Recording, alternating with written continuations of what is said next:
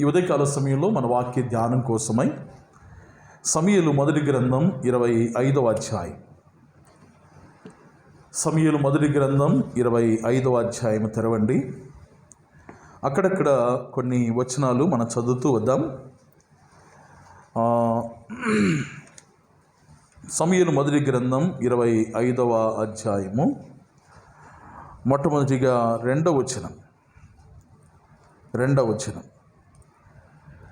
కర్మేలులోని మాయోను నందు ఆస్తి గలవాడు ఒకడు కాపురముండెను. అతడు బహు భాగ్యవంతుడు. అతనికి 3,000 గొర్రెలను 1,000 మేకలను ఉండెను. అతడు కర్మేలులో తన గొర్రెల బొచ్చు కత్తిరించుటకై పోయి ఉండెను. 7వ వచనం. నీ యొద్ద గొర్రెల బొచ్చు కత్తిరించువారు ఉన్నారనే సంగతి నాకు వినబడెను. నీ గొర్రెల కాపరులు మా దగ్గర ఉండగా మేము వారికి ఏ కీడు చేసి ఉండలేదు. వారు కర్మేలులో ఉన్నంత కాలము వారు ఏదియూ పోగొట్టుకొనలేదు. నీ పని వారిని నీవు అడిగినడలా వారు అలాగూ చెప్పుదురు. కాబట్టి నా పని వారికి దయచూపుము. శుభదినమున మేము వచ్చితిమి కదా. నీకిష్టం వచ్చినట్టు నీ దాసులకును నీ కుమారుడైన దావీదునకును ఇమ్ము. దావీదు పనివారు వచ్చి అతని పేరు చెప్పి ఆ మాటలన్నింటినీ నాబాలుకు తెలియజేసి కూర్చుండగా, నాబాలు, దావీదెవడు, యెష్షయి కుమారుడెవడు, తన యజమానులను విడిచి పారిపోయిన దాసులు ఇప్పుడు అనేకులు ఉన్నారు. నేను సంపాదించుకున్న అన్నపానములను నా గొర్రెబొచ్చు కత్తిరించు వారి కొరకు నేను వధించిన పశు మాంసమును తీసి నేను బొత్తిగా ఎరుగని వారికిత్తునా అని దావీదు దాసులతో చెప్పగా, ఆ తర్వాత 15వ వచనం. అయితే ఆ మనుషులు మాకెంతో ఉపకారము చేసి ఉన్నారు. మేము పొలములో వారి మధ్యను సంచరించుతున్నంతసేపు అపాయము కానీ నష్టము కానీ మాకు సంభవించలేదు. మేము గొర్రెలను కాయుచున్నంతసేపు వారు రాత్రింబగళ్ళు మా చుట్టూ ప్రాకారముగా ఉండిరి. ఓకే. సమూయేలు మొదటి గ్రంథం 25వ అధ్యాయంలో రాయబడిన చరిత్ర మీలో ఎంతమందికి తెలుసు? ఒక్కసారి మీ చేతి చూపిస్తారా? 25వ అధ్యాయం రాయబడిన చరిత్ర. Okay, right. నేను చెప్తే అందరికీ తెలుస్తుంది. అంటే తెలిసిన వారు ఎంతమంది అంటే కొంతమంది చేతి చూపించారు. సంగతి చెప్తే మీకు అర్థమవుతుంది, చదివింది మీకు అర్థం కాల. ఓకే. నాబాల్ అనే ఒక వ్యక్తి ఉన్నాడు. అతనికి ఎన్ని గొర్రెలు ఉన్నాయట? 3,000 గొర్రెలు, ఆ తర్వాత 1,000 మేకలు ఉన్నాయి. అతడు చాలా భాగ్యవంతుడు అంటే అర్థం ఏంటి? ధనవంతుడు, ఆస్తి గలవాడు, మంచి సావుకారు, రిచ్ మ్యాన్. ఇలాంటి ఈ నాబాలు యొక్క మందలు అరణ్యంలో మేత మేయడానికి తీసుకొని పోబడిన సమయంలో ఆ ప్రాంతంలో దావీదు ఉన్నాడు. కర్మేలు ప్రాంతంలో దావీదు ఉన్నాడు. అతని పనివారు కూడా ఉన్నారు, అతని వెంబడించేవారు. దాదాపు ఎంతమంది? 600 మంది. ఈ జనం మధ్యకి నాబాలు యొక్క మంద వెళ్ళినప్పుడు నాబాలు యొక్క మందను దావీదు చాలా జాగ్రత్తగా చూశాడు. అందరూ మాస్కులు, ముక్కులు కూడా కనపడకుండా పెట్టుకోవాలి. ఓకే. దావీదు నాబాలు యొక్క మందను, గొర్రెల మందలను తాను చాలా జాగ్రత్తగా కాపాడాడు. ఏమేం చేశాడు ఒకసారి చూద్దామా? ఏమేం చేశాడు? నంబర్ 1, 7వ వచనం. 7వ వచనంలో మనం చదవగలం. ఏమంటున్నాడు 7వ వచనంలో? కీడు ఏమాత్రము చేయలేదు, మందలకు కీడు చేయలేదు. అదే 7వ వచనంలో ఈ మంద కాపరులు, గొర్రెల కాపరులు కానీ ఆ గొర్రెల విషయంలో కానీ వారు ఏదీ పోగొట్టుకోలేదు. జనరల్గా అరణ్యంలో గొర్రెలు మేయడానికి వెళ్ళినప్పుడు ఏదో ఒక నష్టం జరుగుతుంది. వ్యాధి చేత గొర్రెలు చనిపోవటమో, దొంగలు వచ్చి ఎత్తుకొని వెళ్ళటమో, క్రూర జంతువులు చంపటమో, ఏదో ఒక నష్టం జరుగుతుంది. కానీ దావీదు అతని జనులు నాబాలు యొక్క మంద ఏమాత్రం ఏదీ పోగొట్టుకొనకుండా వారు ఎంతగానో సహాయపడిన వారుగా ఉన్నారు. 15వ వచనం చూడండి. ఉపకారము చేశారు. ఈ మాట ఎవరంటున్నారు? నాబాలు పనివారు అంటున్నారు. ఎవరు చేసిన పనిని? దావీదు అతని జనులు చేసిన పనిని ఉపకారం చేశారు. ఉపకారం చేశారంటే అర్థం ఏంటి? అంటే దావీదు దగ్గర ఏదైతే ఉందో, దావీదు పనివారి దగ్గర ఏదైతే ఉందో అది వారికి ఇచ్చిన వారుగా ఉన్నారు, ఉపకారం చేశారు. వారు అక్కరలో ఉన్నప్పుడు, ఆకలితో ఉన్నప్పుడు, దప్పికతో ఉన్నప్పుడు కదండి, వీరి దగ్గర ఉన్న నీళ్లు, వీరి దగ్గర ఉన్న ఆహారం వారు ఇచ్చి ఉండవచ్చు, కానీ దాన్ని ఉపకారం అంటారు. అలాంటి ఉపకారం వారు చేశారు. అంత మాత్రమే కాదు, 15వ వచనంలోనే అపాయము కానీ, గమనిస్తారు, అపాయము కానీ, రెండవది నష్టము కానీ రాకుండా చూశారు. ఏ అపాయము రాకుండా వీరంతా కావలిగా ఉన్నారు, ఏమి నష్టపోకుండా కావలిగా ఉన్నారు. ఇక చివరి మాట ఏంటంటే 16వ వచనంలో వారి చుట్టూ, అనగా ఈ మంద చుట్టూ 3000 గొర్రెలు, 1000 మేకలు, మొత్తం 4000 మంద. ఎంత పెద్ద మందను ఒకసారి ఊహించండి. ఇప్పుడు ఈ మందిర స్థలంలో అంత దగ్గర కూర్చుంటే ఒక 500 మంది పడతారు. దగ్గరికి ఇరుక్కొని కూర్చుంటే మనం ఇప్పుడు ఇదే మందిరంలో గొర్రెలను తెచ్చామంటే ఎన్ని పడతాయి? 1000 పడతాయా? 500 పట్టేది. ఓకే, 500 గొర్రెలు, అట్లా 4000 గొర్రెలు. అంటే ఇలాంటి స్థలాలు ఎన్ని? మొత్తం 8 స్థలాలు కావాలి.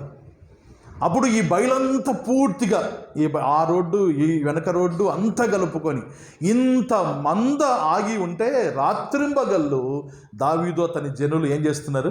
చుట్టూ వీరంతా ప్రాకారముగా ఉన్నారు. మంద ఎవరిది? దావీదుదా? నాబాలు మంద. నాబాలు ఎవరో తెలియదు వీరికి కూడా. నాబాలుతో పరిచయం లేదు, కానీ నాబాలుకి ఎవరు పరిచయం? దావీదు పరిచయం. ఎందుకు దావీదు పరిచయం అంటే, దావీదు ఇశ్రాయేలు విషయంలో చేసిన గొప్ప కార్యం, గొల్యాతును జయించటం అనేది ప్రపంచమంతా తెలిసిపోయింది. ఫిలిష్తీయులకు తెలిస్తే ఇంక ఇశ్రాయేలు తెలియదండి. దావీదు అందరికీ పరిచయమైన వాడు, నాబాలు ఎవరికి పరిచయమైన వాడు కాదు. అలాంటి నాబాలు యొక్క మందను దావీదు అతని జనులు చాలా జాగ్రత్తగా కాశారు, తమదైన మందగా. ఎందుకు ఆ రీతిగా కాశారంటే, నాయకుడు మందను ప్రేమించేవాడు. నాయకుడిగా ఉన్న దావీదు, వారి మీద నాయకుడిగా ఉన్న దావీదు, గొర్రెలంటే దావీదుకు ఎంత ప్రియమో తన జీవిత కాలంలో ఎక్కువ శాతం తను ఎక్కడ సమయం గడిపాడండి? గొర్రెల దగ్గర సమయం గడిపాడు. గొర్రెల బాగోగులు దావీదుకు తెలుసు. గొర్రెలకు వచ్చే రోగాల విషయం దావీదుకు తెలుసు. గొర్రెలు ఏ మేతను మేయాలో, ఎక్కడ ఉండాలో, ఎక్కడ పరుండాలో, ఎక్కడ అవి నడవాలో, ఎక్కడ భద్రపరచబడాలో, ఇవన్నీ దావీదుకు బాగా తెలుసు. మంద విషయంలో, గొర్రెల విషయంలో ప్రేమ గలవాడు గనుక నాబాలు మందను కూడా తన మందగా అనుకున్నాడు దావీదు. ఎంత ప్రేమ గలవాడండి దావీదు మంద విషయంలో, గొర్రెల విషయంలో. దేవుని పిల్లలుగా మనం కూడా దేనితో పోల్చబడ్డాం? గొర్రెలతో పోల్చబడ్డాం. ఎందుకు దేవుడు మనల్ని సింహాలతో పోల్చలా? ఎందుకు దేవుడు మనల్ని మేకపోతులతో పోల్చలా? ఎప్పుడైనా ఆలోచన చేశారా మీరు? ఎప్పుడైనా? గొర్రె స్వభావం చాలా తగ్గింపు స్వభావం. గొర్రె అమాయకమైంది.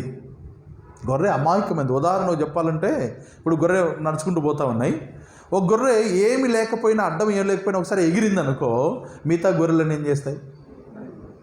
అవి చూడదు ఎందుకు ఎగిరింది అని. అంటే అంత అమాయకం దేవుని పిల్లలు. అందుకే ప్రభువారు అన్నారు, పరలోక రాజ్యం చేరాలంటే ఈ పిల్లలాంటి వారుగా కదండి, ఈ పిల్లలాంటి వారిలా కావాలి, అంటే అమాయకంగా ఉండాలి అన్నట్టుగా ప్రభువారు చెప్పారు. అంటే మన గుణం ఆ రీతిగా నిస్వార్థ బుద్ధితో, మంచి మనస్సు కదండి, ప్రేమ గల మనస్సు, జాలి గల మనస్సు మన కలిగిన వారుగా ఉన్నప్పుడే పరలోక రాజ్యం వెళుతామట. అందుకే గొర్రెలకు మనం పోల్చబడ్డాం.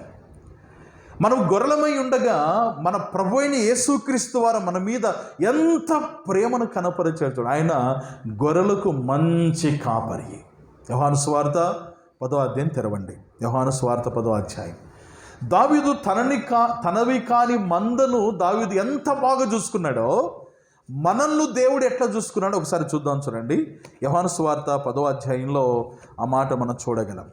10వ అధ్యాయంలో గొర్రెల కాపరి యొక్క సంగతంతా రాయబడింది. అనగా ప్రభువు తనను గురించి తాను యూదులకు తాను తెలియజేస్తున్న మాటలు అక్కడ మనం చూడగలం.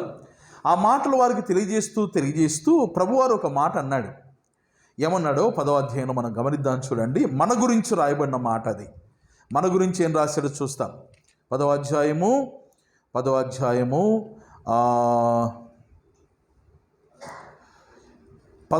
వచనం, లేకపోతే 16వ వచనం చదువుదాం. 16వ వచనం, ఈ దొడ్డివి కాని వేరే గొర్రెలను నాకు కలవు. ఈ దొడ్డివి కాని వేరే గొర్రెలను నాకు కలవు, వాటిని కూడా నేను తోడుకొని రావలేను. అవి నా స్వరము వినును. అప్పుడు మంద ఒక్కటియు గొర్రెల కాపరి ఒక్కడును అగును. ఈ భాగంలో ప్రభువారు ఈ దొడ్డివి కాని వేరే గొర్రెలను నాకు కలవు అన్నాడు. అంటే దొడ్డిలో ఉన్న గొర్రెలు ఒక మంద అయితే, దొడ్డికి చెందని, దొడ్డి అంటే ఏంటి? గొర్రెలు ఆగే ఒక స్థలం. మన బాగా అర్థమంటే ఒక కళ్ళం అనుకోవచ్చు. చుట్టూ కంచె ఉంటుంది, గొర్రెలన్నీ దాంట్లో ఉంటాయి. దాన్ని దొడ్డి అంటారు. ఓకే, ఇప్పుడు దొడ్డిలో చేర్చబడిన భద్రపరచబడిన మంద ఒకటి ఉంది. ఈ మంద కాకుండా వేరే మంద కూడా ఒకటి ఉంది అంటున్నాడు ప్రభువారు. ఆ మంద ఏంటి, ఈ మంద ఏంటి కదండి? ఇది మనం ఆలోచన చేయాలి. ఆల్రెడీ దొడ్డిలో ఉన్న గొర్రెల మంద దేవుని వాగ్దానాన్ని పొంది, దేవుని చేత ప్రత్యేకించబడి, దేవుని చేత ఎన్నిక చేయబడి, ప్రత్యేకమైన వంశముగా చేయబడిన ఇశ్రాయేలు గోత్రం. అది ముందుగా ఏర్పాటు చేయబడిన మంద. వారికి దేవుని వాగ్దానాలు ఉన్నాయి, వారికి దేవుడు ఉన్నాడు, వారికి నిరీక్షణ ఉంది, వారికి విశ్వాసం ఉంది. వారు ప్రత్యేకించబడిన వారు ఇశ్రాయేలీయులు. మనము దొడ్డిలో చేర్చబడని మంద. మనము వేరైన వారము, మనము లోకస్తులము, మనం అన్యులము. ఇశ్రాయేలు కాని వారందరూ ఎవరండి? అన్యులు. కొంతమంది ప్రభు నమ్ముకుని హిందుత్వం నుండి, లేకపోతే రకరకాల కులాల నుండి ప్రభువు నమ్ముకుని వారు సాక్ష్యం చెప్పేటప్పుడు చెప్పే మాట ఏంటి? మేము అన్యుల్లో నుండి వచ్చామంటుంటారు కదండి. విన్నారా ఎప్పుడైనా? అన్యుల్లో నుండి వచ్చామంటే వాళ్ళొక్కరు అన్యులు కాదు, మనమంతా అన్యులమే. ఇశ్రాయేలు కాని వారందరూ అన్యులే. ఓకే, కాబట్టి అన్యజనమైన మనల్ని కూడా ప్రభువారు ప్రేమించాడు, మనల్ని పిలిచాడు. వాగ్దానాలు వారివి, దేవుని వాగ్దానాలు వారివి. దేవుడు ఎవరు? వాడు. కానీ దేవుని ప్రేమ ఏం చేసిందంటే, ఇశ్రాయేలుతో సహపౌరులు కాని వారముగా, వాగ్దాన నిబంధన లేని వారుగా ఉన్న మనల్ని ప్రభువారు ప్రేమించి మనల్ని కూడా పిలిచాడు. ఆయన స్వరం మనకు కూడా వినపట్టుగా చేశాడు. ప్రయాసపడి భారం మోసుకొనిచున్న సమస్త జనులారా నా దగ్గరకు రండి అని ప్రభువారు పిలిస్తే మనం ఆయన పిలుపుకు లోబడి నమ్ముకున్నాం. ఇప్పుడు మనం ఎవరికి చెందిన వారం అండి? ప్రభువుకు చెందిన వారం. ఇప్పుడు ప్రభువారు అక్కడ అంటున్న మాట ఏంటంటే, ఈ దొడ్డివి కాని వేరే గొర్రెలు నాకు కలవు, వాటిని కూడా నేను తోడుకొని రావాలి. మనం తోడుకొని వచ్చాడు లేదండి? దేవుని పిల్లలుగా మనం చేయబడ్డాం, ఆ రక్తము చేత కడగబడ్డాం, ఆయన రక్తము చేత కొనబడ్డాం. సంఘములో దేవుడు మనల్ని చేర్చడం మాత్రమే కాకుండా అక్కడ చూడండి, అవి నా స్వరం వినును. అప్పుడు మంద ఒకటియు గొర్రెల కాపరి ఒక్కడును అగును. ఇప్పుడు ఇశ్రాయేలులతో మనము ఏమైపోయామండి? సహపౌరులం అయిపోయాం. ఎఫెసు పత్రిక 2వ అధ్యాయం మనం చూస్తాం. ఇశ్రాయేలుతో సహపౌరులుగా చేయబడ్డాం. ఇశ్రాయేలుకు ఏ వాగ్దానాలు ఉన్నాయో ఆ వాగ్దానాన్ని మనకు, ఇశ్రాయేలుకు ఏ దేవుడు అయితే ఉన్నాడో ఆ దేవుడు మనకు, ఇశ్రాయేలుకు ఏ నిబంధన అయితే ఉందో ఆ నిబంధన మనకు. అంటే ఇశ్రాయేలులతో సహపౌరులుగా, అంటే మంద ఒకటిగా చేయబడింది. మన కాపరి ఎవరండి? మన ప్రభు అయిన యేసు. మనం ఆయన వారం కాదు, ఆయనకి చెందిన వారం కాదు. అయినా మనల్ని కూడా తన మందను ఏ రీతిగా తాను కాపాడాడో నేటి దినాల్లో ఆ ప్రభువారు మనల్ని కూడా ఆ రీతిగా ప్రేమిస్తున్నాడు. దావీదు నాబాలు గొర్రెల మందలను ఏ రీతిగా భద్రపరిచాడో, కాపాడాడో, అవి సురక్షితంగా ఉండడానికి ప్రయాసపడ్డాడో, మన ప్రభువు కూడా మనల్ని ఆ రీతిగా ప్రేమిస్తున్న దేవుడిగా ఉన్నాడండి. ఆయన చూపించే ప్రేమ ఒక్కసారి మనం గమనిస్తే పై వచనాల్లో, ఇప్పుడు మంద అంతా ఒకటే కాబట్టి పైన చెప్పిన మాటలు అది ఇశ్రాయేలు గురించి చెప్పిన మాటలే, కానీ ఇప్పుడు మంద ఒకటైపోయింది కాబట్టి ఆ మాటలన్నీ ఎవరి కోసం? మన కోసం. ఆ ప్రభు వారి గురించి రాయబడిన మాట చూడండి 3వ వచనంలో మనం గమనిస్తే, ఆయన మందను ఏం చేస్తాడో రాయబడింది 3వ వచనం.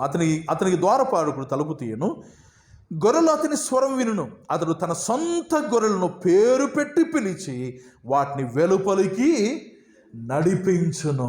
మన దేవుడు మనల్ని నడిపించేవాడండి. మనం నడిపిస్తాడు. మన దేవుడు మనల్ని నడిపించేవాడు. మన పాట పాడుకుంటాం కదా, నడిపిస్తాడు నా దేవుడు, శ్రమలోనైనా నన్ను విడువడు, అడుగులు తడబడిన అలసట పైబడిన, అడుగులు తడబడిన అలసట పైబడిన, చేయి పట్టి వెన్ను తట్టి చక్కని ఆలోచన చెప్పి, చేయి పట్టి వెన్ను తట్టి చక్కని ఆలోచన చెప్పి నడిపిస్తాడు నా దేవుడు, శ్రమలోనైనా నన్ను విడువడు. మన దేవుడు మనల్ని నడిపించేవాడండి. మనం చేయబట్టుకుంటాడు. మన దిగులు పడిన సమయంలో వెన్ను తడతాడండి. మన దేవుడు మన మీద ఎంత ప్రేమ గలవాడో. నాబాలు మందను కాచిన దావీదు అక్కడ కనబడుతున్నాడు. నేటి దినంలో మన ప్రభు మనకు కాపరిగా ఉన్నాడు. ఆయన మనల్ని నడిపించేవాడు. మనల్ని పిలుస్తాడట, నడిపిస్తాడట. అక్కడ రాయబడుతున్న మరొక మాట చూడండి, 4వ వచనంలో చూద్దాం. 4వ వచనంలో, మరియు అతడు తన సొంత గొర్రెలన్నింటినీ వెలుపలికి నడిపించినప్పుడల్లా వాటికి ముందుగా నడుచును, గొర్రెలు అతని స్వరము ఎరుగును గనుక అవి అతన్ని వెంబడించును. ఈ కాపరి ఎలాంటి కాపరి అంటే ముందుగా నడిచే కాపరి. మీరు పోండి నేను వస్తానంటోడు కాదు కదండి. మీరు పొండి నేను వస్తానని మనల్ని ముందుకు పంపించి వెనక వచ్చేవాడు కాదు. ఆయన ముందుగా నడిచేవాడు. గొర్రెల కాపరి ఏం చేస్తాడు? మందుకు ముందు నడిస్తేనే గొర్రెలు సరైన మార్గం కూడా నడుస్తాయి. కాపరి ముందు లేకపోతే గొర్రెలు చల్లాచెదరైపోతాయి. కాపరి ముందు నడుచడం ద్వారా కలిగే ఆశీర్వాదాలు ఏంటంటే, ఏ మార్గం గుండా వెళ్ళాలో కాపరికి తెలుసు. రెండోది, ఆ మార్గంలో ఏదైనా ఆటంకాలు ఉంటే కాపరి ఏం చేస్తాడు? ఉదాహరణకు ముళ్ళ కంచె అడ్డం వచ్చింది. ఇప్పుడు కాపరి ఏం చేస్తాడు? ఆ ముళ్ళ కంచెను తొలగిస్తాడు. తన చేతిలో ఉన్న కర్ర తీసుకొని దాన్ని చెదలు చేసి గొర్రెలు నడవడానికి మార్గాన్ని చూపిస్తాడు. ఆయన ముందుగా నడిచి మార్గాన్ని సరళం చేసేవాడు. అవి నా స్వరం వినును గనుక నన్ను వెంబడించును. మనము ఆయన వెంబడించడానికి ఆయన మనకు ముందుగా నడిచేవాడు, మార్గాన్ని సరళం చేసేవాడు. రెండవ అర్థం ఏంటంటే, ఆయన ముందుగా నడిచేవాడు అంటే మనం ఎట్లా నడవాలో ఆయన చూపించేవాడు. మనం ఎట్లా నడవాలో చూపించేవాడు. ఒకసారి దండయాత్రకు, సువార్త దండయాత్రకు ఈ కింది గ్రామాలకు వెళ్ళాం. ఇక్కడ నుంచి అంటే నెఫ్నగర్ నుంచి అట్లా కిందికి వెళ్తే తెలంగాణలోకి వెళ్తాం. అది మామూలుగా నది ఉండే ప్రదేశం. నది ఎండిపోయింది, కొంచెం నీళ్ళు ఉన్నాయి, దాటాం నీళ్ళను. దాటిన తర్వాత అందరూ ఆ నెఫ్నగర్ వాళ్ళు, పగడాల వాళ్ళు, నాన్న వీళ్ళంతా బాగా తేలిక నడుచుకుంటూ పోతున్నారు. నేను బురదలో కూరుకుపోతున్నా. ఈ కాలు పెడితే ఇది పోతుంది, అది పెడితే అది పోతుంది. ఏం అర్థం కాల. ఎట్టెట్టు నడచాలా అంటే అర్థం కావడంలా. చెప్తున్నారు. ఏమని చెప్పారంటే, నాకు దిగబడిన తర్వాత వచ్చి దాని మీద చాలా తేలికగా నడుచుకుంటూ పోవాలంట. అంటే ఊపిరి ఇట్లా బిగబట్టి తేలికగా ఉండి అడుగు పెడితే దిగబడదు. నడిచాడు. ముందున్న వారు నడిచారు, వాళ్ళు దిగబడడంలా.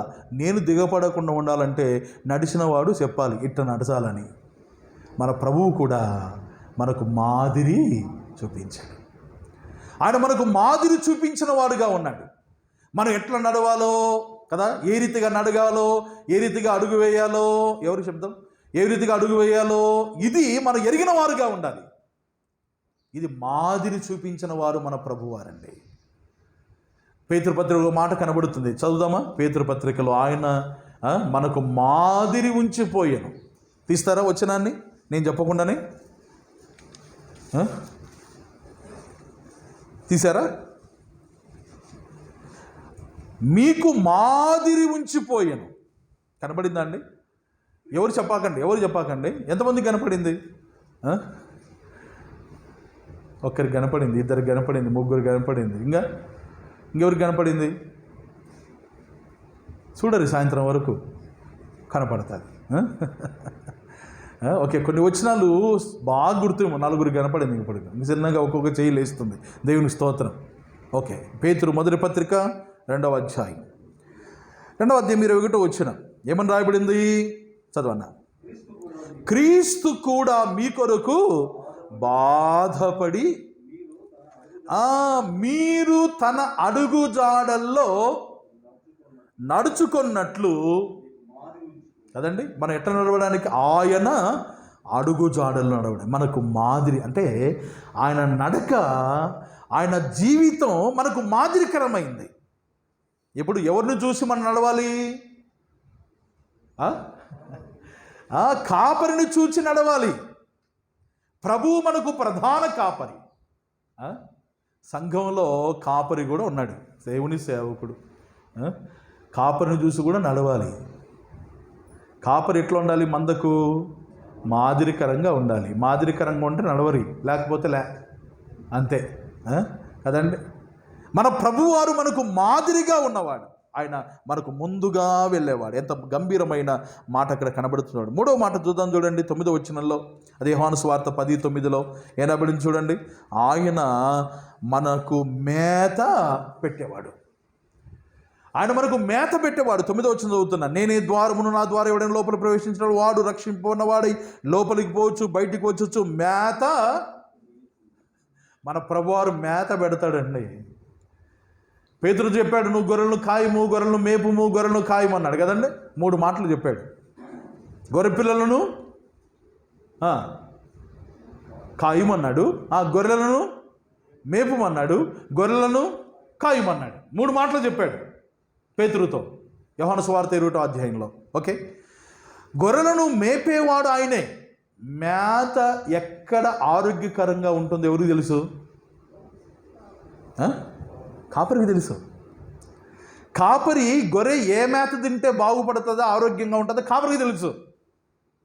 సేవకుని కూడా తెలుస్తుంది సంఘానికి ఏ వాక్యం అవసరమో, ఎవరు ఎలాంటి బాధలు ఉన్నారు, ఇలాంటి ఇబ్బందులు ఉన్నారు, సమాచారం తెలుసుకుంటుంటాడు. కాబట్టి కాపరికి తెలుసు. కాబట్టి ప్రార్థనాపూర్వకంగా కాపరి వాక్యం సిద్ధపడి చెప్తాడు. ఊరికి వచ్చినారు కూర్చొని చెప్తా పోరి అన్నాడు కాపరి. కాపరి వాక్యం చెప్తున్నాడంటే, దేవుని సేవకుడు వాక్యం చెప్తున్నాడంటే దాని వెనక ప్రసవ వేదన ఉంటుంది. దేవుని వాక్యం ధ్యానం చేసి, దేవుణ్ణి అడిగి, దేవుని సహాయం కోరి, ప్రభువా ఏ వాక్యం అవసరము నాయన అని అడిగి దేవుని నుండి పొంది ప్రకటించే బోధ మనకు క్షేమాన్ని కలిగించేదండి. మన కాపరి మనం మేపేవాడు, మనకు సమృద్ధినిచ్చేవాడు. కాపరి గొర్రెలు తీసుకొని వెళుతున్నాడంటే మేత లేని స్థలాలు తీసుకొని వెళ్ళాడు. ఆయన మేత ఉన్న స్థలానికి తీసుకొని వెళుతాడు. ఇప్పుడు మనమందరం దేవుని సన్నిధికి వచ్చాం. ఏం చేయడానికి? ప్రభువును ఆరాధించడానికి ప్రాముఖ్యమైంది. రెండవదిగా మేత మేయడానికి వచ్చాం. మేత పెడుతున్నప్పుడు గొర్రెలన్నీ ఏం చేయాలి? ఏం చేయాలి? మేత మేయాలి. మేత మేయకుండా నిద్రపోయినారనుకో నష్టం ఎవరికి? గొర్రెలకే నష్టం. మేత మేయకుండా ఆలోచన ఎక్కడో పెట్టుకొని ఉన్నారనుకో, ఇక్కడ కూర్చొని కూడా నష్టం ఎవరికి? మీకే, గొర్రెలకే. కాబట్టి మేత దేవుడు మనకు పెడుతున్నప్పుడు దాన్ని ఆస్వాదించవలసిన బాధ్యత మనందరి మీద ఉంది. తినాల దాన్ని. మేత ఏది కాపరి వ్యర్థాన్ని పెట్టడు, మనకు ఉపయోగకరమైందే పెడతాడు. కాబట్టి దాన్ని మనం తినాలి, దాన్ని అరిగించుకోవాలి, నెమరు వేయాలి, ధ్యానం చేయాలి. ఇప్పుడు విన్న తర్వాత ఇంటికి పోతారు మీరు, అంతేనా అండి? ఈయన ఉంటారా? ఈడున్నా నష్టం ఏం లేదు, సమృద్ధి ఉంది. అందరం కలిసి భోజనం చేసుకోవచ్చు, తినొచ్చు, మళ్ళీ వాక్యం చెప్పుకోవచ్చు, మళ్ళీ తినొచ్చు, మళ్ళీ వాక్యం చెప్పుకోవచ్చు, మళ్ళీ వండుకోవచ్చు, పొద్దున్న లేయచ్చు, మొక్కలు అడుకోవచ్చు, మళ్ళీ తినొచ్చు, మళ్ళీ వినొచ్చు కదండి. మొత్తం ఈడ ఉంటే ఇదే జరుగుతుంది, అంతే. సమృద్ధి, నో ప్రాబ్లం. ఇప్పుడు విన్నాక ఎక్కడ పోతారు మీరు? ఇంటికి పోతారు. పోయినాక ఏం చేస్తారు? ఏం చేయరా అనా? ఏం చేస్తారు పోయినాక? ఉండేది చెప్పరి. పోయినాక నెవరు వేస్తారా? ఓకే, పోయినాక ఏం చేస్తారు? టిఫిన్ చేయని వాళ్ళు టిఫిన్ చేస్తారు, టిఫిన్ చేసిన వాళ్ళు మధ్యాహ్నానికి వండుకాల ఈ ఆలోచన చేస్తూ ఉంటారు కదండి.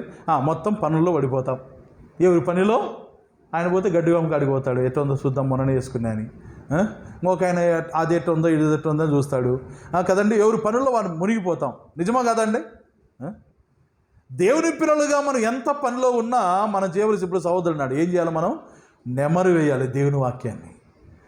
మేత తిన్న తర్వాత నెమరేయలేదనుకో ఏమవుతుంది? అది అరగదు. అది వంట పట్టాలంటే, దేవుని వాక్యం మనం వంట పట్టాలంటే దాన్ని ఏం చేయాలండి? ధ్యానం చేయాలి, నెమరేయాలి. ఏమి విన్నాం ఈరోజు?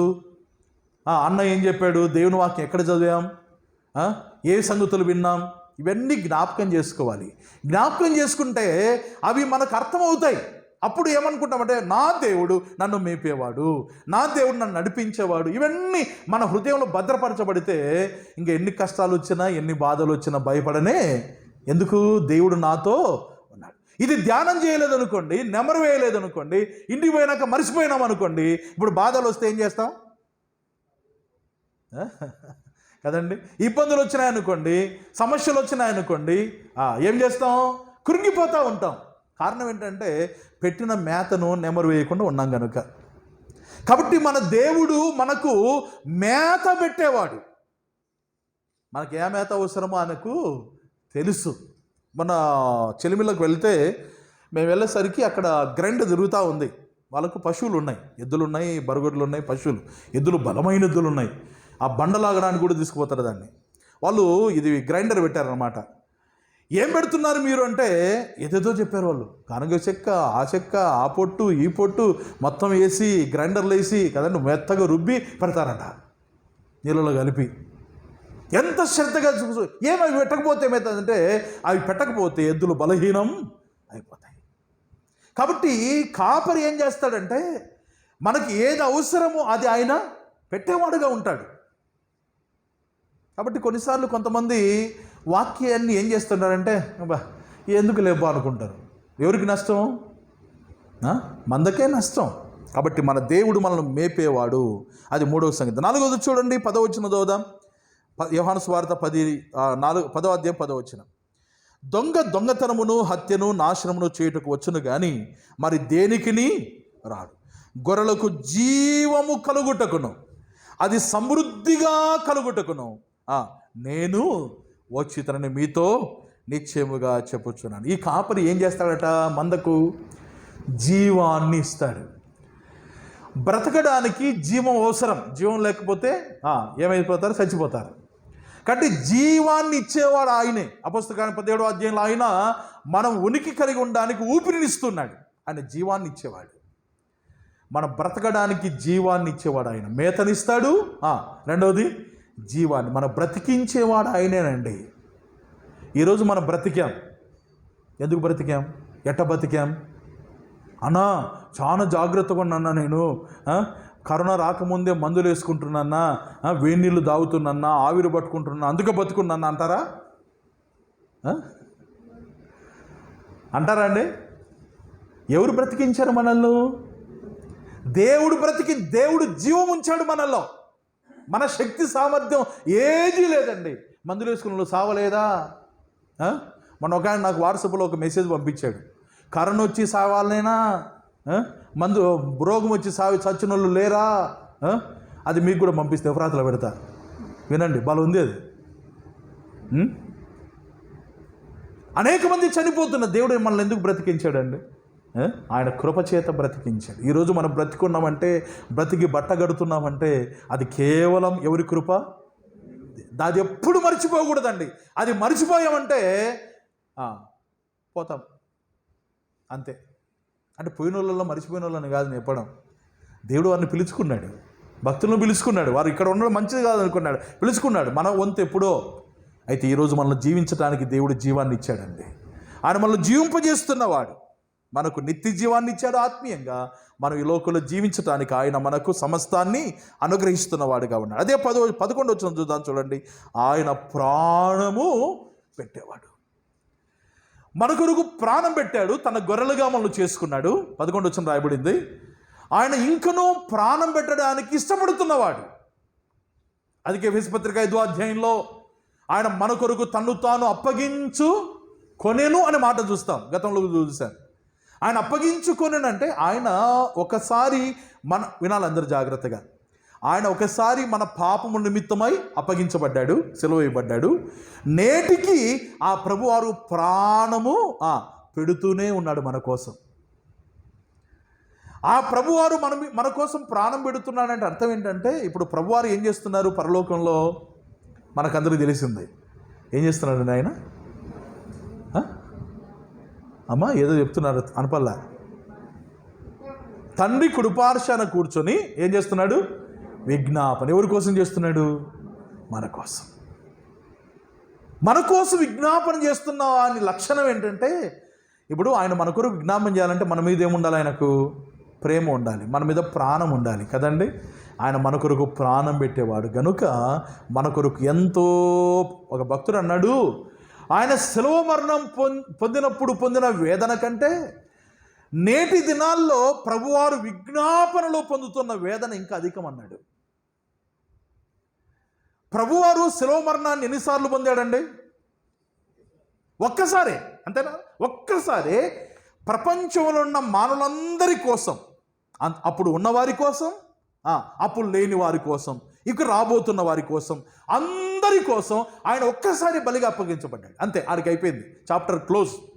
అయితే అప్పటి నుండి ఇప్పటి వరకు ప్రతిరోజు ప్రతి క్షణం ఆయన మన కొరకు ప్రార్థన చేస్తున్నాడు. అది ఒక్కసారి అయిపోయింది అంతే.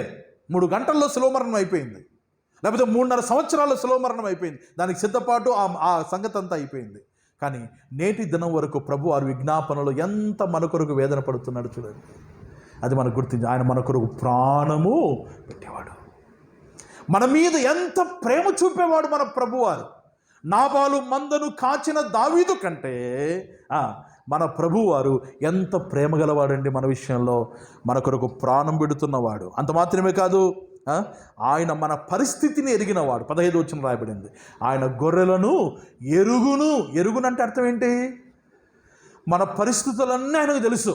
15 వచనం చదువుదాం. 15, తండ్రి నన్ను ఎలాగూ ఎరుగునో, నేను తండ్రిని ఎలాగూ ఎరుగుదునో, అలాగే నేను నా గొర్రెలను ఎరుగుదును. మన ప్రభువారు మనల్ని ఎరిగినవాడు అంటే అర్థం ఏంటంటే, అక్కడ మన స్థితి అంతా ఎవరికి తెలుసు? దేవుని తెలుసు. మన పరిస్థితి అంతా దేవుని తెలుసు. కొన్నిసార్లు కృంగిపోతూ ఉంటాం, నన్ను ఎవరు పట్టించుకోవాలా, నన్ను ఎవరు అర్థం చేసుకోవడంలా, నా పరిస్థితి ఎవరికి అర్థం కావడంలా. కానీ ఎవరికి అర్థమవుతుందండి మన పరిస్థితి? అందరూ చెప్పాలి ఒకసారి, ఎవరికి అర్థమవుతుంది? దేవునికి అర్థమవుతుంది. ఆయనకు తెలుసు సమస్తం. మన స్థితిగతులు ఏంటో, మన అక్కర్లేంటో, మన బాధలేంటో, మన శ్రమలేంటో, మన ఇబ్బందులేంటో, మనం ఏ విధంగా కృంగిపోతున్నామో అవన్నీ ఆయనకు తెలుసండి. అన్నీ ఎరిగిన వాడు మన దేవుడు. ఎంత మంచి దేవుడు మనకున్నాడు చూడండి. ఇలాంటి మంచి దేవుని విషయంలో మనం ఏం చేస్తున్నాం అనేది ప్రశ్న. దావీదు నాబాలు యొక్క మందను కాయడానికి ఎంతో ప్రయాసపడ్డాడు. దావీదు పనివారు, దావీదు రాత్రిపగలు మేలుకున్నారు, ప్రాకారముగా ఉన్నారు, అనేక విధాలుగా కష్టపడ్డారు. ఇప్పుడు సమాచారం వచ్చింది, ఏమని? నాబాలు తన గొర్రెలకు బొచ్చు కత్తిరిస్తూ ఉన్నాడు. బొచ్చు కత్తిరించేవారు నాబాలు ఇంట ఉన్నారు. నాబాలు ఇంటికి బొచ్చు కత్తిరించేవారు వచ్చారు గనుక బొచ్చు కత్తిరించే వారి కొరకు చక్కని విందు నాబాలు చేసి ఉంటాడు గనుక ఇప్పుడు దావీదు ఏం చేశాడు? తన పని వారిని పంపించాడు. ఎందుకు పంపించాడు? బొచ్చు ఎట్లా కత్తిరిస్తారో చూసి రారా అని కాదు. నాబాలు మంచి ఆహారం సిద్ధపరిచి ఉంటాడు, మీరు వెళ్ళండి, మనము చేసిన ఉపకారణ గురించి ఒకసారి జ్ఞాపకం చేయండి. మనం ఎంతో మేలు చేశాం కదా నాబాలుకు, కాబట్టి మన అక్కర కూడా నాబాలు తీరుస్తాడు, కాబట్టి వెళ్ళండి అని దావీదు తన పనివారిని పంపించాడండి. ఇక్కడ మనం నేర్చుకోవలసిన మొదటి పాఠం ఏంటంటే, మనం మన తోటి వారి విషయంలో శ్రద్ధ కలిగి వారిని కాపాడేవారుగా ఉండాలి. ప్రభు మనల్ని కాపాడేవాడు, సేవకుడు మన విషయంలో బాధ్యత వహించేవాడు. దేవుని సేవకునిగా నేను కూడా స్థానిక సంఘం కొరకు ప్రతిరోజు ప్రార్థన చేస్తాను. ప్రతిరోజు మీ బాగోగులు కనుక్కుంటూ ఉంటాను. ఎట్లా ఉన్నారు, బాగున్నారా లేదా. వరుసగా ప్రతిరోజు ఫోన్ చేయకపోయినా ఎప్పుడోసారైనా ఫోన్ చేసి, అంటే అందరికీ ఫోన్లు చేస్తుంటారు వరుస పెట్టి, ఎవరైతే కనబడలేదో వారందరికీ బాగోగులు పట్టించుకుంటూ ఉంటాం. అది బాధ్యత. సేవకుడు పట్టించుకుంటే సరిపోదు, విశ్వాసులు ఒకరినొకరు కూడా పట్టించుకోవాలి కదండి. బాధ్యతగా చూసుకోవాలి. ఎవరు ఇబ్బందులు ఉన్నప్పుడు సహాయపడాలి, అక్కర్లో ఉన్నప్పుడు ఆదుకోవాలి. నాకెప్పుడు ఒక సంఘటన నేను మర్చిపోలేనండి. ఏంటంటే, ఇంతకుముందు ఆశ్రవ అంకుల్ గారు మన మందిరంలో ఉండేవాడు.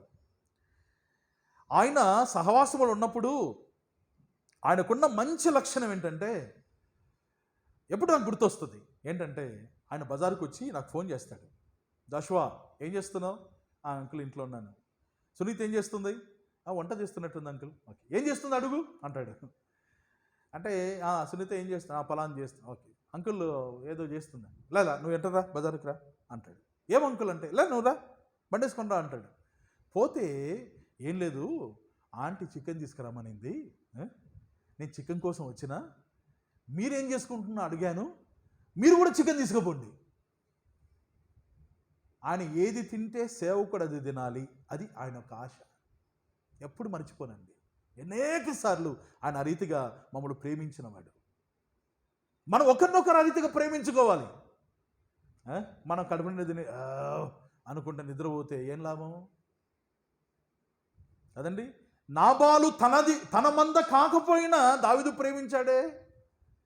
మనము వాగ్దాన నిబంధనలు లేని వారమైన ప్రభు ప్రేమించాడు మనల్లో.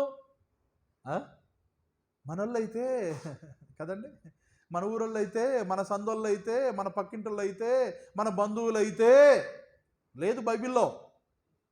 మన ఎవరినైనా దేవుని పిల్లలను ప్రేమించేవారుగా ఉండాలండి. వారికి సహాయపడేవారుగా ఉండాలి. దావీదు ఆ రీతిగా సహాయపడ్డాడు. మనం కూడా మేలు చేయట యందు, మనకు బైబిల్ కింద రాయబడింది, మేలు చేయట యందు ఎట్లా ఉండాలి? విసుకక ఉండాలట.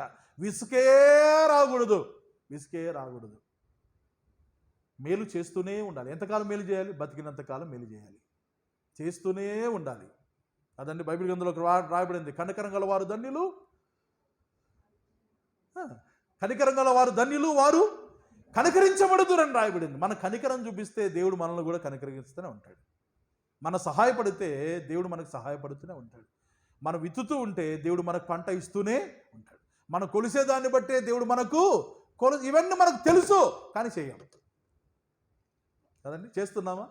ఈ కరోనా దినాల్లో ఎవరికైనా మీరు సహాయం చేశారా? అక్కర్లో ఉన్నవారు ఎవరైనా అడిగారా? మన స్థానిక సంఘం నుండి నేటికి 47,000 రూపాయలు పంపించాం. దేవుని స్తోత్రం అన్నా, వాళ్ళు పంపించినారన్నా. నువ్వేమి ఇచ్చినావు దాంట్లో?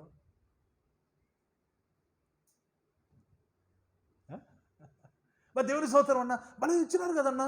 అంతేలేనా, ఇవ్వాల్సిందేలే. పెద్ద గనుడు, మనకు ఆలోచన చెప్పాలా కదండి. మన పాత్ర ఏముంది దాంట్లో? మనమేమి ఇచ్చాం? మళ్ళీ ఇట్లా సేవలో 40,000 ఇచ్చినారంటే యాడున్నాయో, ఎవరు ఇచ్చినారో? మనం ఇచ్చినామా లేదా?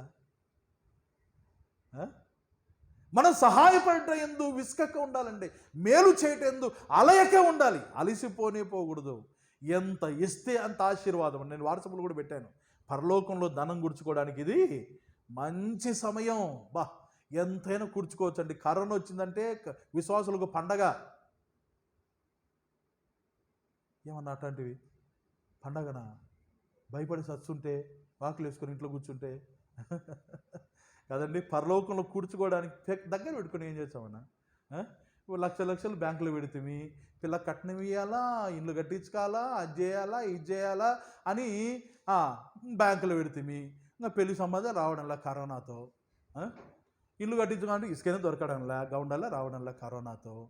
ప్రభు అనుకుందాం, వచ్చానుకో, బ్యాంకులో 2 లక్షలు ఆడుంటాయి, అన్నీ ఉంటాయి, ఏం లాభం ఉండవు. పరలోకం పోయిన తర్వాత ప్రభు అన్నాయనో బ్యాంకులో 2 లక్షలు ఉన్నాయి తండ్రి, ఉన్నాయి. అవి పరలోకం పంపించామనుకోండి, ఇప్పుడు మనం ఆడిపోతే ఆడ కూడా అవే ఉంటాయి. ఎంత ఆశీర్వాదం అండి ఇది. కొంతమందికి అర్థం కావట్లేదు, దరిద్రులు అయిపోతూ ఉన్నారు. దేవునికి ఇవ్వాలంటే, దేవుని పనికి ఇవ్వాలంటే గిజ్జ గిజ్జ గిజ్జ గిజ్జ తణుకులు ఆడతారు. అదే సొంతంగా పని ఏమండి ఒక చీర కొనాలండి నేను అని అన్నాను అనుకోండి, ఎంబడే ఇవ్వకపోతే మళ్ళీ తలకాయ నొప్పని, ఇచ్చిందే నీ చేతులు పెడతావు అబ్బా, వాడుకోంగా, నువ్వు ఖర్చు చేసుకో, వాడుకో, నీకే సంబంధం. చూడు ఎంత ప్రేమనో. దేవుని పనికి పెట్టాలంటే ఏమి మీటింగ్కి ఇస్తానవా, ఇచ్చారులే ఇచ్చిన వాళ్ళు, నువ్వేమి ఇచ్చినావు. కానీ మన పరిస్థితి మనకు తెలుసు కదా. ఎంతమంది మీరు అనలేదండి? కొంతమంది పెద్ద దరిద్రులు ఉంటారు, దేవునికి గిజ తణుకులాడతారు. ఒక ఆయన గుండె పగిలినాడంట. ఆయన భార్య వచ్చి పాపము దేవుని మీటింగ్లు జరుగుతున్నాయి అని ఎన్నడిగినంత ఇచ్చింది ఆమె. ఆయనకు పోయి చెప్దామని ఎందుకు చెప్పాలి, ఈయన భయపడతాడు అనుకునేది. మళ్ళా ఆయన గుచ్చి అడిగా, ఎంత ఇచ్చినావే, ఎంత ఇచ్చినావే? ఇస్తాబ్బా 1000 రూపాయలు. 1000 రూపాయలు ఇచ్చినావా? గుండె వగిలే. అంత ఇచ్చారా దేవునికి? నీకు దేవుడు ఎంత ఇస్తున్నాడు? ఏమన్నా ఎంత ఇస్తున్నాడా దేవుడు మనకు? ఆకలి గొన్నిస్తున్నాడా? అడకనిస్తున్నాడా దేవుడు మనల్ని? ఎంతో ఇస్తున్నాడు దేవుడు. ఏ పూట కూడా ఆకలి కొనకుండా దేవుడు ఇస్తున్నప్పుడు, దేవుని కొరకు, దేవుని ప్రజల కొరకు, దేవుని సేవకుల కొరకు, సంఘ క్షేమం కొరకు మనం ఇవ్వడం లేదంటే ఇంకా దేవుడు మనల్ని ఆశీర్వదిస్తాడండి. ఒక్కసారి ఆలోచన చేయాలి. కొంతమంది చూసుకొని వాడుతుంటారు డబ్బులు. ఇప్పుడు 1000 రూపాయలు ఉన్నాయనుకో, చూసుకొని అన్న మేము చాలా జాగ్రత్తగా వాడుకున్నాం. ఎందుకంత జాగ్రత్త నీకు? ఏమంతా చూసుకొని వాడుకోవాలా? దేవునికి దారాలు అంగిస్తే దేవుడు కూడా ఏం చేస్తాడు? ఈయుడి అప్పుడు మీకు ఇయ్యబడును అని రాసేలేదండి బైబిల్ గ్రంథంలో. ఈయుడి మీకు ఇయ్యబడును, అడుగుడి ఇయ్యబడును. ఉన్నాయి లేదండి బైబిల్ గ్రంథంలో చాలా వచనాలు ఉన్నాయి. మనం ఇయ్యక దాన్నే కొసురుకుంటుండు. అదే దేవునికి ఇచ్చినామనుకో సమృద్ధి దేవుడు ఇస్తాడండి. దాని సాక్ష్యం నేనే. ఏమి ఇబ్బందిలా దేవునికి ఇవ్వడమే. నేను ఒక మాట ధైర్యంగా అనగలను, దేవుడి నాకు అప్పు ఉండాలి కానీ దేవునికి నేను అప్పు ఉండకూడదు. మీరు ఎవరైనా చెప్పగలరా ఆ మాట? దేవుడు నాకు అప్పు ఉన్నాడన్నా అని చెప్పగలరా మీలో ఎవరైనా? నేను చెప్పగలను. ఉందా? సవాల్ ఇది దేవుని పిల్లలుగా మీకు, ఒక దేవుని సేవకునిగా, సంఘ కాపురిగా సవాలు మీకు వేస్తున్నా. దేవునికి అప్పు ఉన్నారా? దేవుడే మీకు అప్పు ఉన్నాడా? ఆలోచన చేయండి. మన దేవుడు మనల్ని పోషించేవాడండి. మన బాగోగులు చూసుకునేవాడు, మనకు మేత పెట్టేవాడు, మనకు సమృద్ధి ఇచ్చేవాడు, ఏ మేలు కొరత లేకుండా ఇచ్చేవాడు. మనం కూడా దేవుని పని కోసం, దేవుని ప్రజల కోసం, దేవుని సేవకుల కోసం ఖర్చు చేసేవారుగా ఉండాలి. ఇంకొక మాట చెప్పాలనుకున్నాను కానీ సమయం లేదు, వచ్చేవారని చెప్తాను. నాబాలు ఏం చేశాడో, ఏం చేయకూడదో, ఈ సంగతులన్నీ వచ్చేవారు మనం విందాం. విన్న వరకు ఒక్కటే మాట ఈరోజు దేవుడు మనకు బోధించింది. మనము మన తోటి వారి విషయంలో ఏం చేస్తున్నాం? దేవుని పని విషయంలో ఏం చేస్తున్నాం? మంద విషయంలో మనం ఏం చేస్తున్నాం? స్థానిక సంఘ క్షేమం విషయంలో మనం ఏం చేస్తున్నాం? ఇది మనము ప్రశ్నించుకోవాలి. రెండవదిగా దేవుడిచ్చే అభయం ఏంటంటే ఆయన మనల్ని కాపాడేవాడండి. ఆయన మనల్ని భద్రపరిచేవాడు. మనల్ని ఈ కరోనా దినాల్లో చాలామంది భయపడుతున్నారు.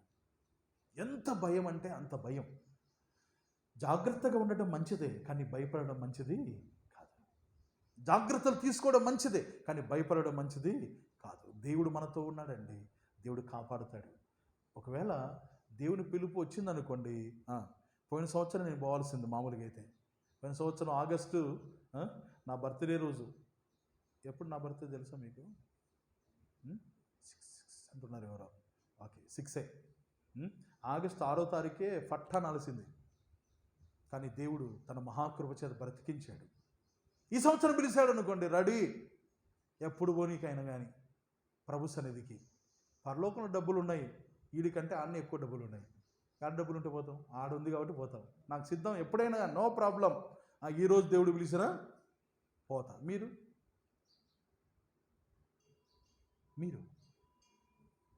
ఉందా ధైర్యం?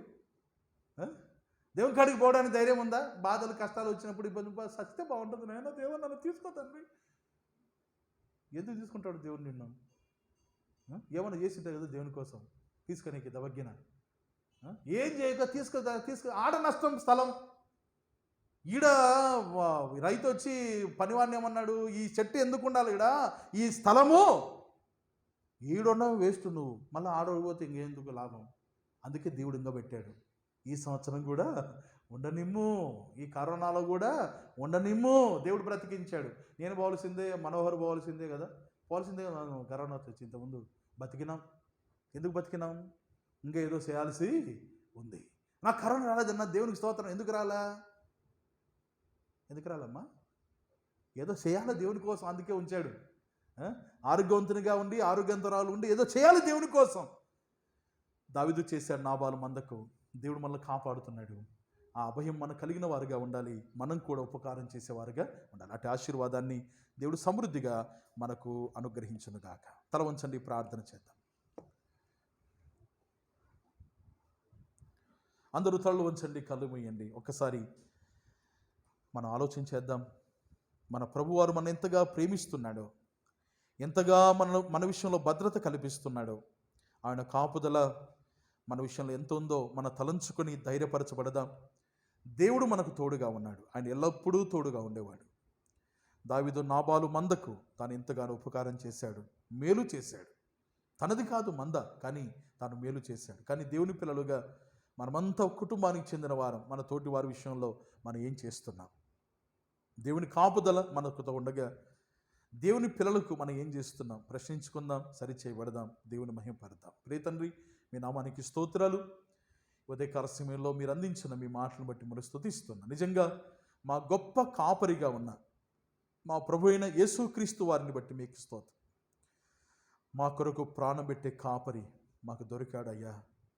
మాకు జీవాన్ని ఇచ్చే కాపరి, మమ్మల్ని నడిపించే కాపరి, మాకు ముందుగా నడిచే కాపరి. ఈ కాపరిని బట్టి మిమ్మల్ని స్తుతిస్తున్నాం. మీ పిల్లల విషయంలో కూడా మేము అలాంటి జాగ్రత్త కలిగి, బాధ్యత కలిగి పనిచేసే వారంగా, సహాయపడే వారంగా, ఉపకారం చేసేవారుగా ఉండటానికి మీరే సహాయించవలసిందిగా వేడుతూ మీ కృపములు అందరూ అప్పచెప్పుకుంటున్నాం. చేరువచ్చిన వారందరినీ కూడా మీరు దీవించవలసిందిగా ప్రార్థిస్తూ ప్రభువైన క్రీస్తు యేసు నామమున విశ్వాసముతో స్తోత్రించి ప్రార్థించి వేడుకొనుచున్నాము తండ్రి. ఆమేన్. ఓకే, అందరికి వందనాలు.